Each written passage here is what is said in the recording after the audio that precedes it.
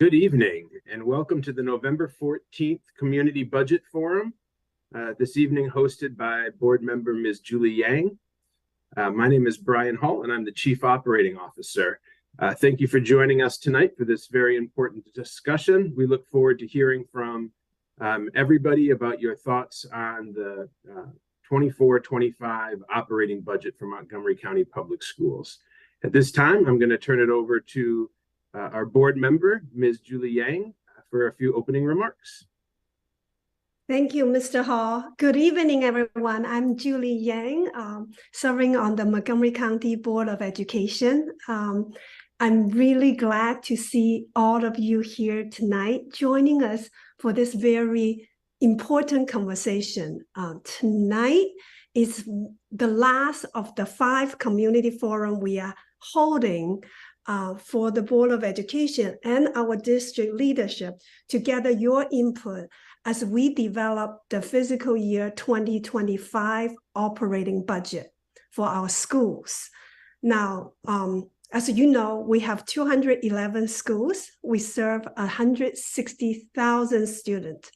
Our budget process is really a year-round process, right? So right after the school open, we will start getting ready for the next school year's budget. And as we gather information today, the superintendent is going to propose a budget in December, and the board will again look over the budget, gather community feedback, and board will have a recommended budget in February. And that's when we send it over to the county executive. So we really want to hear from you throughout this process. We know that our schools are facing challenges, and we are also making improvements. So we want to hear from you. Now this year, we have some challenges. We have a limited budget, and also the COVID Federal Health Relief Fund is going to expire soon. So we want to know what program or services we should prioritize, right? What programs we should keep, and what program have not been working so effectively for you, and in what area you can see the school system make more investment. So tonight, please share with us your perspective and your idea, and then I'm going to turn it over back to Mr. Hall, and I will be here all night and taking notes. So once again, thank you for joining me this evening. Mr. Hall, back to you.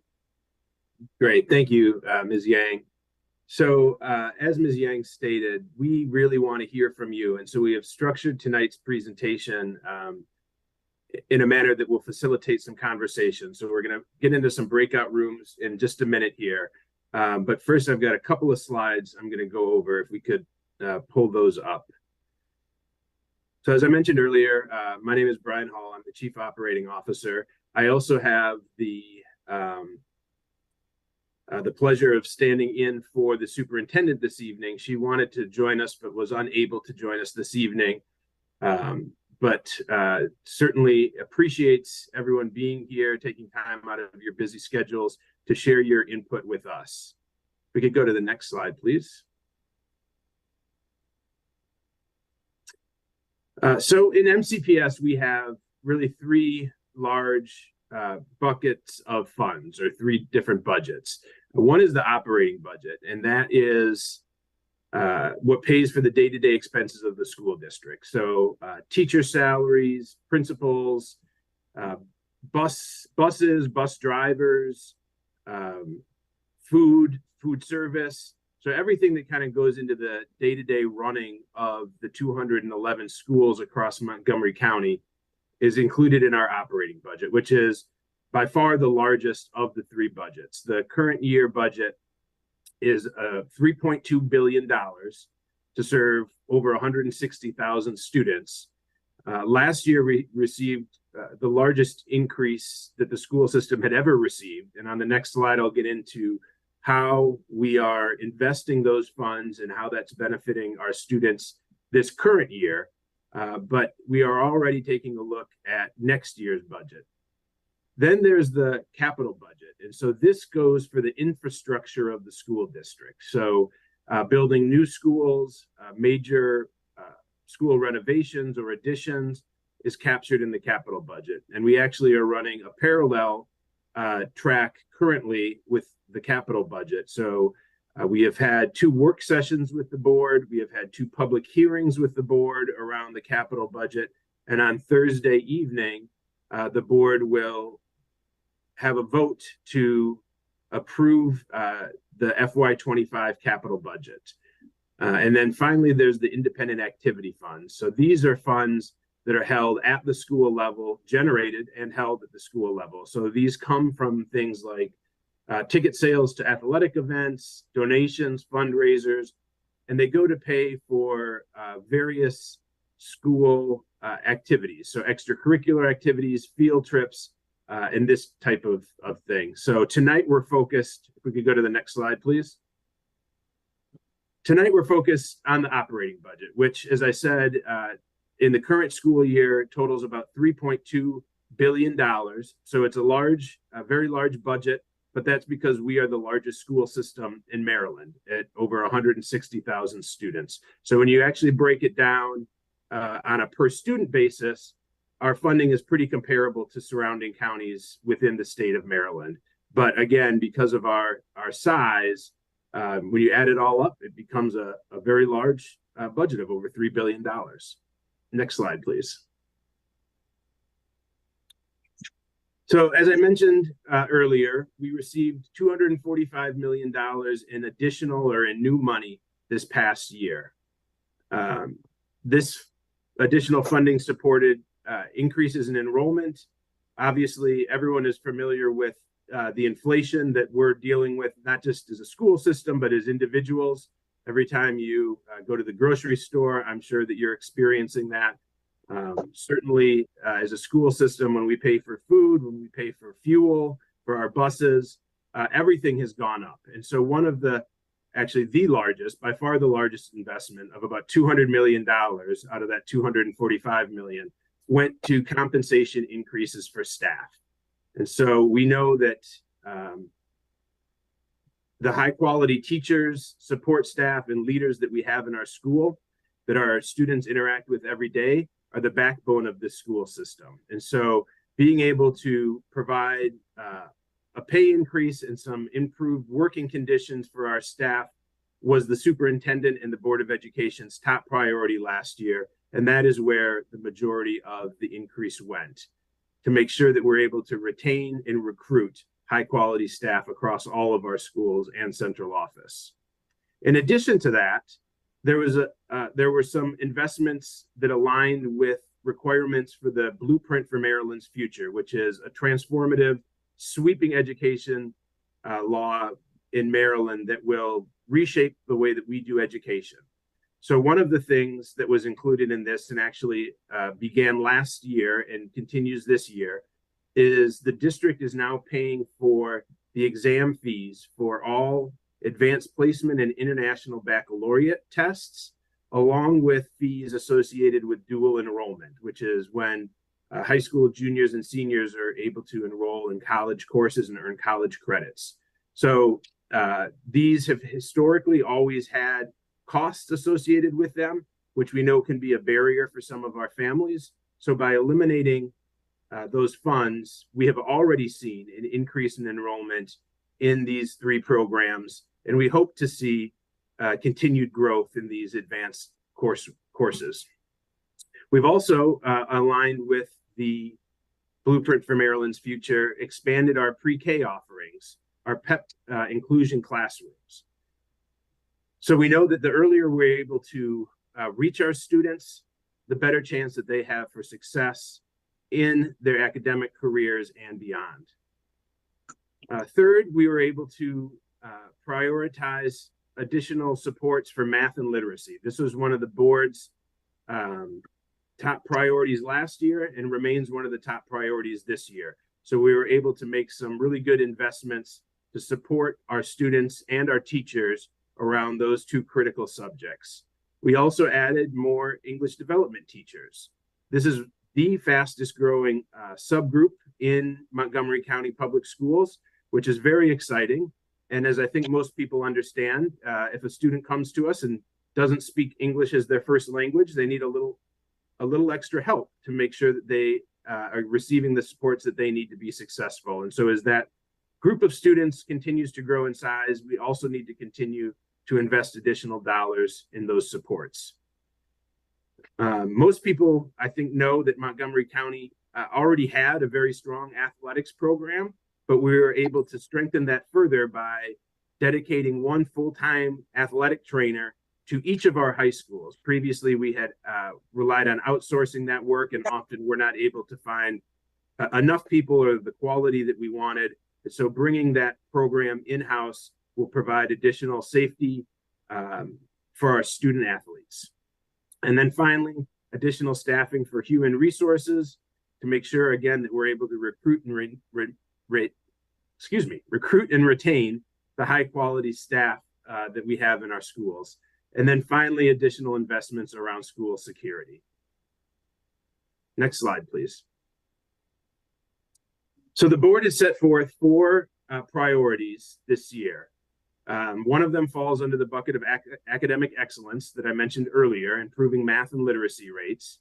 2 of them fall under the umbrella of well-being and family engagement. So we know coming out of COVID that our students in our community are dealing with a lot right now as our students readjust to getting up and going to school every day.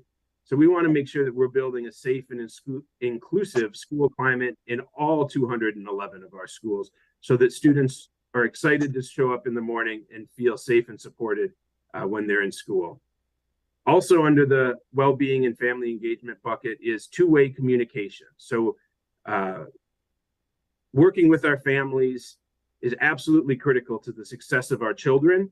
It's much like a 3-legged stool. We need the students, we need the teachers and the school district, but we also need our families engaged, and we want them to feel as if they are able to reach out to the school system through effective two-way communication.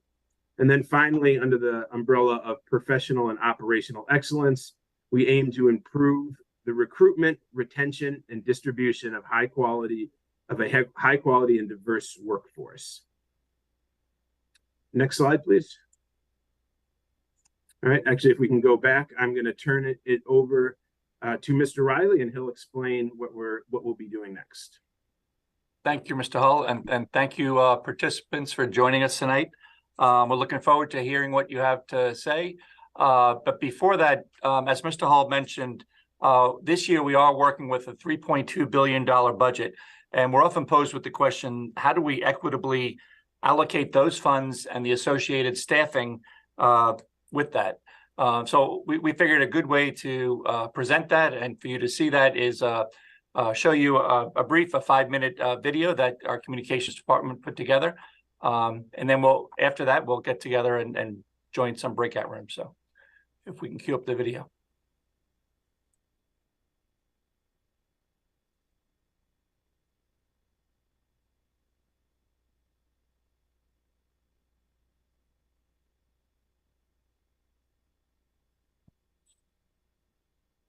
MCPS welcomes more than 162,000 students to its schools, and we work hard to provide the instruction, services, and opportunities our children need to be successful. We do this through our operating budget, which pays for the staff, resources, and materials our schools need. It is important that our community understands how the MCPS operating budget is funded, how the money is spent, and what that looks like in your child's school.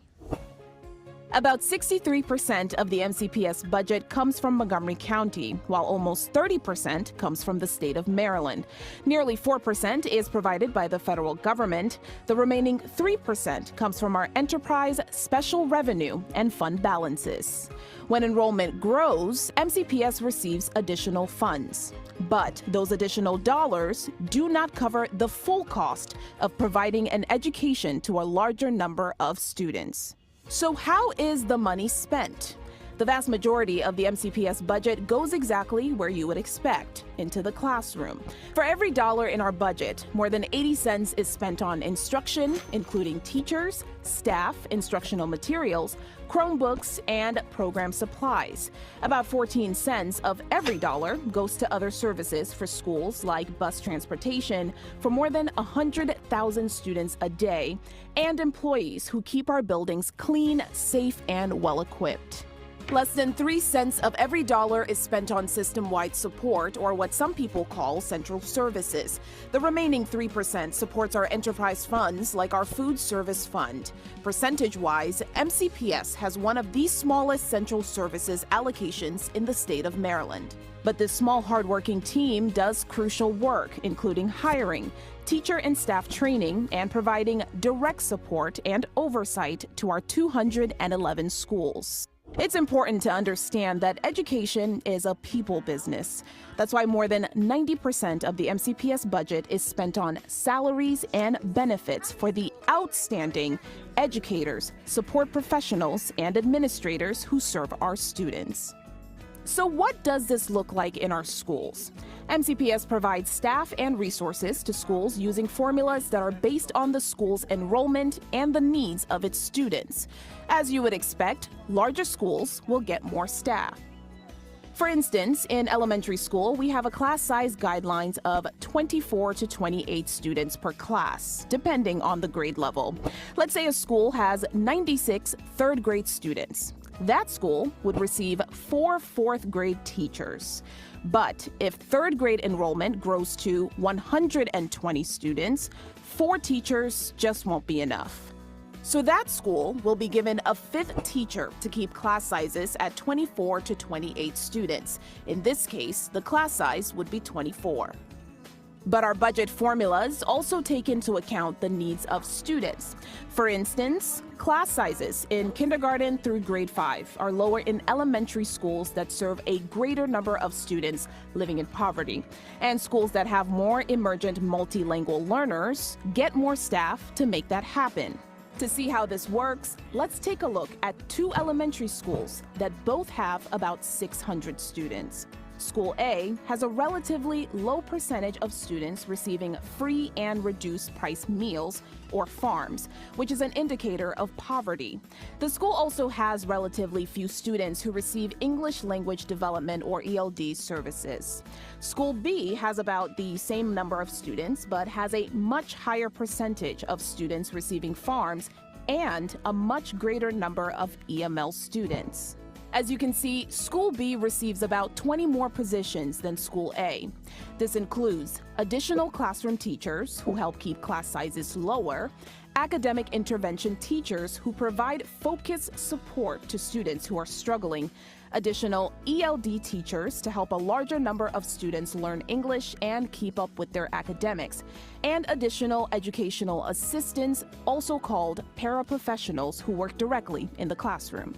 It works similarly in middle and high schools too. Staff is provided to schools based on enrollment and need. This often means that schools with higher poverty have 15 to 20 more positions to lower class sizes in core classes and to support students with interventions needed to improve achievement. There are other ways that schools are provided staff and resources. For instance, special education staff is assigned based on the individualized needs of students. Also, a school may house a choice program and will receive additional staffing and resources. This is just an overview of a process that happens throughout the year and involves MCPS staff, parents, students, and community members. Visit the MCPS website to learn more about the operating budget and how you can get involved in ensuring our schools have the resources needed to serve all students. Alrighty, welcome back. So you can find that video as well as a wealth of information about our budget on the budget website. So now getting back to our breakout room. So although we received the largest amount ever in a year-to-year increase, as we all know, we don't have an unlimited amount of resources. So each year we're in a constant state of evaluating the programs and services that we can provide to our students. So that's what's going to drive the conversations within the breakout rooms. We're going to be talking about 3 areas or 3 questions. One is what's working in our system, and we want to hear your input on that.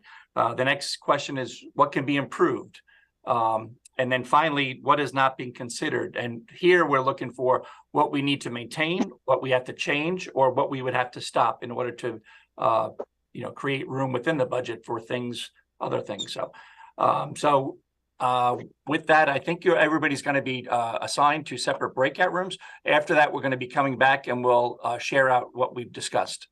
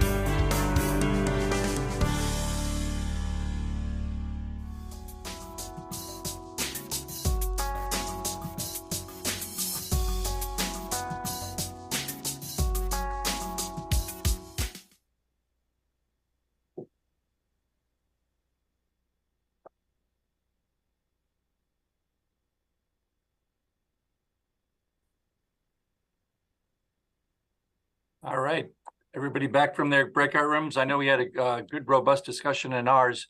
I'm trying to see who is group number 1 that can report out.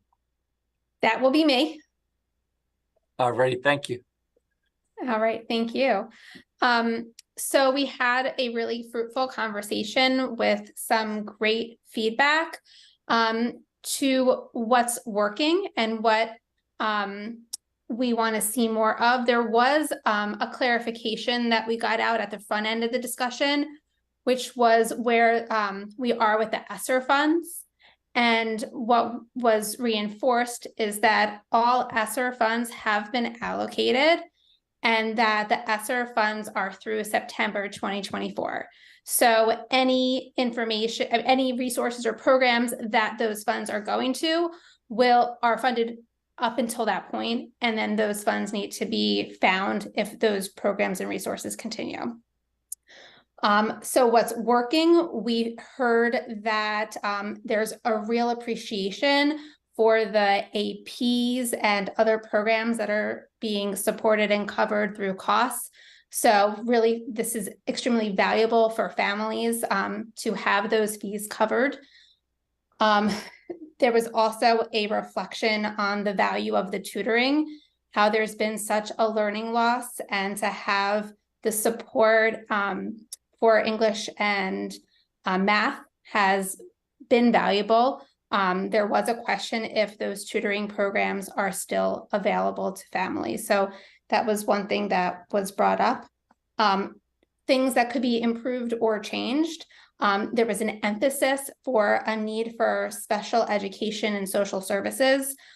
So that could go beyond just the Title I and focus schools, that there could be professional development for all teachers, including the general ed teachers, related to the special education needs, and ensure that everyone has the right tools to support those students.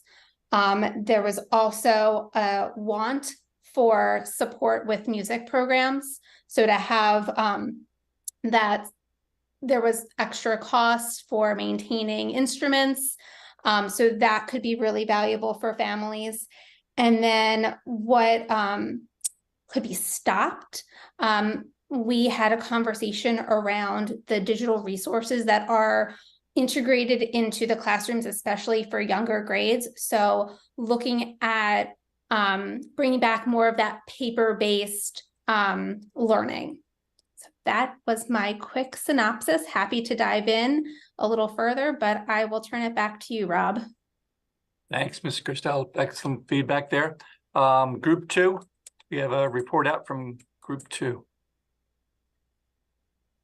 I took the notes so I can go over just some overarching themes here. So one of the good things that someone did mention was that they appreciate the extra support in counselors and adding those additional supports at the schools, and that they are seeing the results of that. They also highlighted the focus on phonetics and how that has been helping with reading. There was a little bit of discussion there as well as far as positives, and then just some overarching themes for places of improvement and some suggestions. Special education needs more attention in general, but the person did mention that they recognize this is a nationwide problem and suggested talking with the special education teachers themselves about what they need and perhaps finding ways to support them better. An attendee also brought up the concern about school zoning decisions and solutions for schools that have overcrowding or are headed that way, and specifically asked about the Woodward rezoning and how that was decided and the elementary schools not being considered in that. There was also discussion in relation to that with how we invest our funds and where our money is going when it comes to the programs that we are rolling out as a system. And then last but not least, there was also a call to make sure that teachers are being paid enough and how that can contribute to teachers that are not coming back. Excellent. Thank you, Isha. I think group 3 is my group. And is that you, Ms. Rogovoy? It sure can be. Hello, everybody. Group 3 talked about what's working, continuing to acknowledge our teaching staff, our wonderful teaching staff that support our students, our 162,000 students every day. So we want to continue to do that. The compensatory services and the tutoring was a great experience for many, and showing the one-on-one instruction with the hours that were available were at what was seen as a benefit.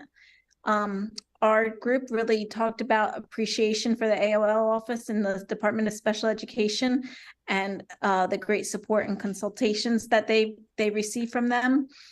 And special education continues to be a need with mental health and tutoring resources for families and community. There was a shout out for the Remind app being a great a tool for communication for our families, and then continue to support our administrators, our schools that have one administrator. So that idea of continuing to fund those positions in those small schools. Some things that could be improved on, the retention of our teaching staff, our special education teaching staff, and continuing to push those hiring practices. But like what Team 2 said, they acknowledge that this is a bigger issue than just Montgomery County, but the extra support for the retention of our special education and all the time they put in for the IEPs and extra support that they give. Disappointed with the funding of the CARES tutoring being pulled because the students still need that extra support. Kind of a laser-like focus on the computer science programs and investing in more resources and building the teachers' capacity in those fields, and then continuing to work with our special education community groups and partnering with them to make sure our staff and our students have what they need. Some things that they said maybe considered changing and stopping, Leader in Me came up as a thing to possibly stop. We talked about training, and something to change would be training and supporting and our paraeducators, and continuing that pipeline of that training to paraeducator to teacher, and then supporting our paraeducators with more pay was also discussed. I think I got it, Rob. Did I miss something? Yeah, that sounds perfect. Thank you, Libby.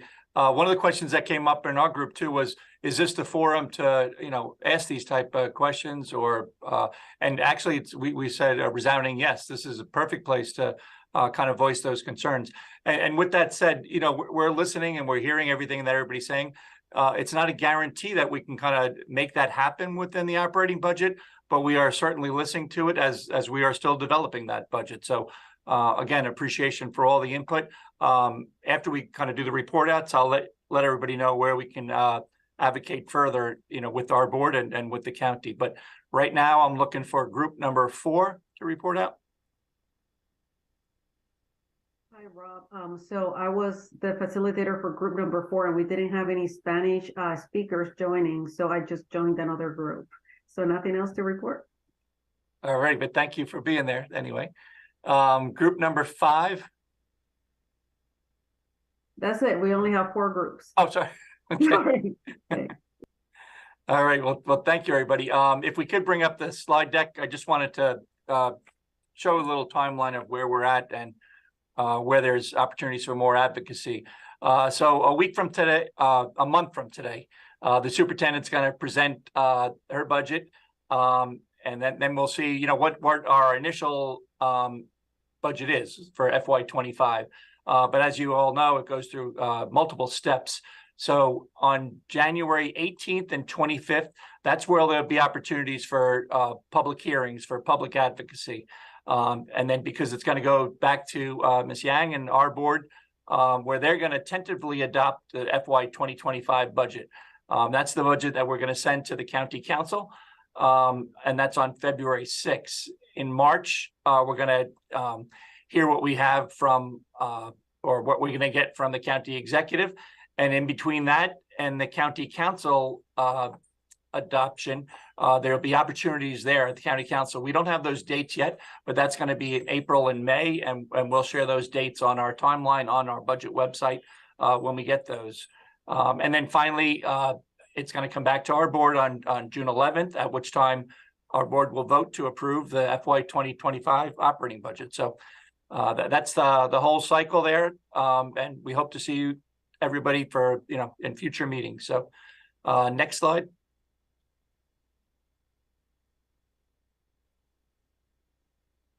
Or actually, Terry, can you bring up the survey link? We'd like to hear your thoughts on how we presented the information, and if there's any ways we can improve how we gather your input. So, and I think it's a QR code. Oh, there it is. I see satisfaction survey. Yeah, It's a pop-out. Yeah, Mr. Riley, I really feel today I hear a lot of very good feedback in my breakout room. We were able to go in depth for people to share what's working and what they see rooms of improvement. We all have heard about the saying that don't tell me what you value, just show me your budget, right? Our budget is our how we demonstrate our priorities. So the board has 4 priorities, right? It is the student achievement, increase the math and the reading of our students. It is to make our school care for the well-being of our students, right? Safety in our schools and the mental health of our students, staff, and families, and better two-way communication, authentic community engagement, and also it is the retention and recruitment of our teachers. So I think tonight we touched upon a lot of these areas. So I have made notes. Our facilitators have made, note takers have made careful notes. So we'll bring it back and really work through this budget process. You can continue to reach us.